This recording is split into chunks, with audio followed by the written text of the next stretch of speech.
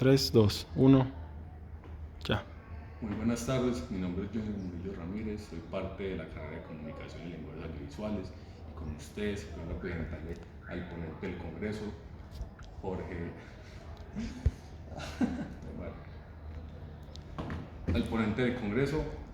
Jorge Andrés Rico Zapata. Con ustedes, él vino a presentar el proyecto acerca de opinión pública en el escenario sociopolítico y las propagandas. Entonces, vamos a empezar con lo que es esta entrevista y nada, Jorge, que la primera pregunta: ¿qué le aporta la investigación en comunicación en su vida profesional?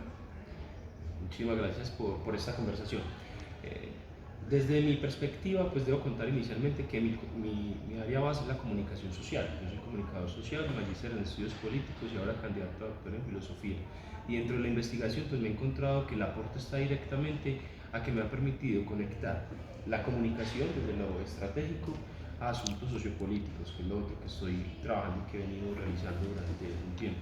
Tanto así que dentro de, digamos, el proceso profesional he podido interactuar con distintos actores y también con el contexto y con la coyuntura. Por ejemplo, como pueden ser empresas, pero además dentro de la labor de la investigación en particular que usted menciona, de propaganda, opinión pública, pues lo he podido hacer con el Ejército Nacional de Colombia. Sí, entonces tu ponencia mencionaste lo que estuviste metido en lo militar y entonces viste una perspectiva que es, digámoslo así, un poco hostil con lo que se ve en la contra, pues que lo que se lucha hoy en día con lo que es la propaganda y todos esos progresismos que hay en lo de la política. Es como que una perspectiva un poco como que vende a lo que está en contra. Claro, en este caso el objetivo es que en la investigación yo vengo trabajando desde hace varios años un tema que no viene al caso, pero de ahí partió también, que fue el asunto de las relaciones civiles militares en Colombia.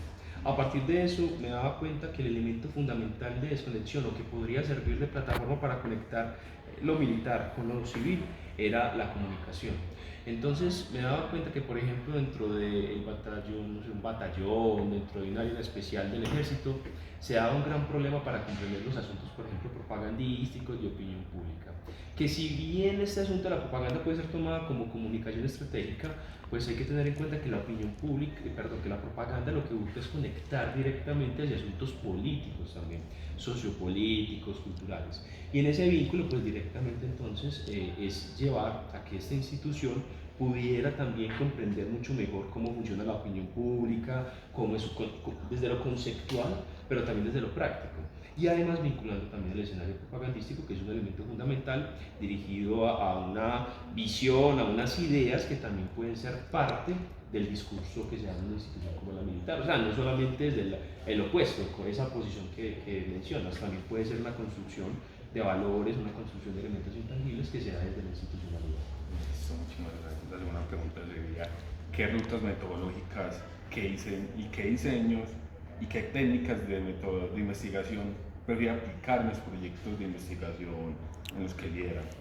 Bueno, ahí pues es diverso. Yo también soy director de trabajos de grado y ese termina siendo a veces el punto más neurálgico porque a veces uno como estudiante o los estudiantes creen que es desbordarse en ideas, pero la metodología llega a un punto es que efectivamente el tema se acerque a la realidad bajo un enfoque claro.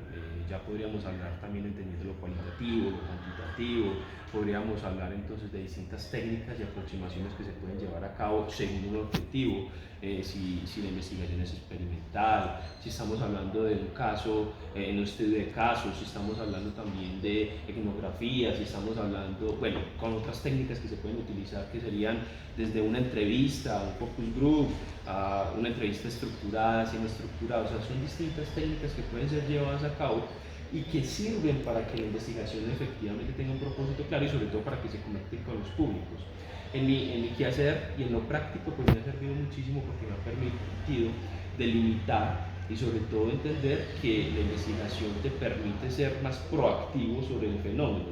No es simplemente la perspectiva que tengo desde afuera en decir creo o considero, sino compruebo y establezco. Y eso es lo que termina permitiendo las distintas formas, métodos, las aproximaciones, a veces también, por supuesto, la subjetividad que lleva a que efectivamente podamos convertir eso en algo un poco más objetivo, más conformado, más sólido, a partir de las distintas herramientas y técnicas que se utilizan. Muy sostenible aparte. Y pues para terminar ya esto, la tercera pregunta sería, ¿qué investigadores o investigadoras de Colombia son referentes a seguir con ejemplo por su aporte en el campo de la comunicación? Creo que también llega fuera también de Colombia, pero también como experimentando y aclarando cuáles otros de Colombia seguir acá. Bueno, yo debo decir que yo vengo de una visión que la he tomado, creo que en este momento uno de mis referentes es un sociólogo, dentro de lo que él produce, que es Eduardo Pizarro. Me parece bastante interesante porque él, a través de la investigación que realiza, que él ha dejado en productos y en textos que hoy se pueden encontrar en el mercado, ha permitido generar algo que para mí es muy propositivo, muy necesario, y es que el asunto ideológico en temas, por ejemplo, institucionales y militares, que es como lo que vengo trabajando, no permea la investigación.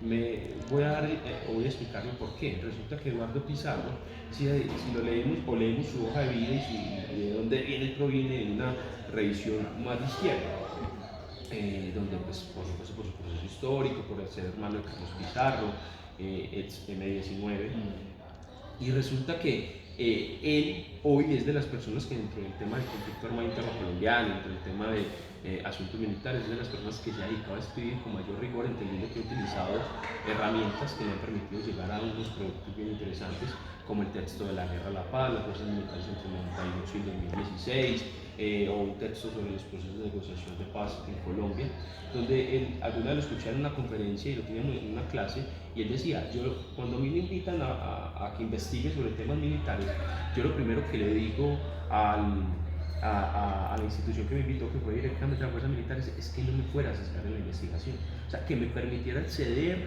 a documentos y tener un trabajo de reconocimiento, sobre todo de campo, bibliográfico y estadístico, donde yo no tuviera que obedecer a un discurso, sino que yo tomara lo que allí me sirva para poder contribuir a la investigación sobre el asunto militar. Y en ese momento es que sabemos que a los militares les gusta mucho como que alguna narrativa por ellos, que pues debe estar como que iniciando ellos o en pro a ellos, y como era como que pronto esos roces que había pronto, como que dilema que había con ellos, ¿sabes? Como que hey, tienen como actos de moral, también como que no tener como que tener en cuenta esta perspectiva, porque aunque tenemos un montón de cosas que cargan otras perspectivas diferentes que no tenemos en cuenta. Claro, y él también lo contaba y él decía, es que dentro de todo el proceso colombiano, yo me di cuenta que de las pocas instituciones en Colombia que se han encargado de construir sobre lo construido ha sido el ejército. Y eso ha sido muy interesante porque yo he podido acceder a los documentos que he podido para hacer las investigaciones que he llevado a cabo y no he tenido sesgos. Y yo, pues claro, cada quien dirá, no, ¿cómo no? Lea el documento y se dará cuenta que bueno, cada quien podrá hacer una revisión del texto y podrá pues también tomar su perspectiva. Hay más buena parte de la propaganda de investigación y todo eso que de pronto no tiene ni izquierda ni derecha, sino que algo homogéneo. Se aplica Exactamente. La propaganda en este caso no es un asunto que tome la izquierda o la derecha. Es como el populismo es de derecha ni de izquierda, eso es un estilo de hacer política que lo boga y lo toma cualquier sector. Entonces, la contribución que yo quería tener, y a partir de entender, por ejemplo, a Eduardo Pizarro, es que podemos hacer conversaciones y discusiones mucho más amplias sin que sean desde fenómenos solamente ideologizados, sino también entonces de construcción teórica, entendiendo que una persona que se hace llamar de izquierda a derecha tranquilamente puede tener un estudio muy juicioso y muy riguroso a través de la investigación, porque la investigación no es ideológica, o no debe ser, pues en esencia y en utopía, debe ser simplemente contribuir y a buscar una lectura de un fenómeno de la realidad, y eso es lo que me ha llevado a hacer el trabajo. Por ende, la propaganda para mí, que ha sido algo que constantemente genera cierta apatía, porque dicen que esa propaganda es un término en desuso, otras veces lo mismo, cada vez se usa más, pero lo seguimos llamando o llenando de eufemismos. Para mí sigue siendo eufemismo las relaciones públicas, la comunicación política, el marketing electoral. Bueno, no, la comunicación política no tanto porque es más amplia, mejor el marketing electoral. Para mí sigue siendo eufemismo del asunto propagandístico, y eso es lo que he querido venir entregando. Hay que estudiarla para comprobar que esos elementos propagandísticos que se utilizan también pueden ser utilizados para asuntos positivos y que no solamente la propaganda es negativa. Listo, muchísimas gracias, Jorge, con eso termina la entrevista y hasta luego. Muchas gracias a ustedes. Gracias.